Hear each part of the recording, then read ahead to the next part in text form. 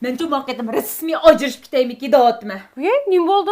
Tönügün tek çemberek ve cinim yerimiz, cinim xotunum dep çıkır gitip gensek nim boldu yoksuz? Vay adaş akşam yok o birine kara yine keçice kara açığım diyen kep telefon ursam almaydı dostlara telefon kısam almaydı muş balını kötürep ayak mıyak jügrep izlep yürüdüm deyme hey tan atkanda kırdıya kara vekşi uruşup gittim gibi vay gibi menden yoğan kara tekonun. Vay cinim adaş, bırak gittim öykürümü genge acırışım edep kopsar yine. Adaş ekşigen elağınçılıkta bırak gittim sorunda oturap kaldı kara. Hey boptu dememsi bırak gittim Vay kara. bırak gittim mi adaş ne çıkıttım bop gitti her gittim hedemtim ona hedep bir boğan gün muşu burun keşkirti yazı kiç kirmedi ampal bop gitti bana hedep biri verip adaş. Şuna olmuş acırışım edep koptu.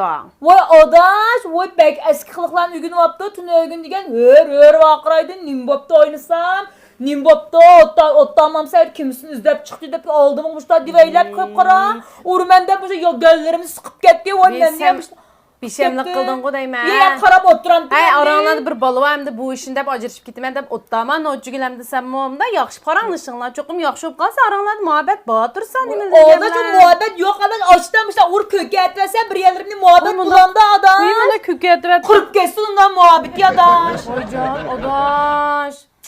Hey açta kılıklar üzgün oldum hemen tek bundan Bilmeyse pek yoskop gettiğim o adaş. Biz şunda yaxşı bana.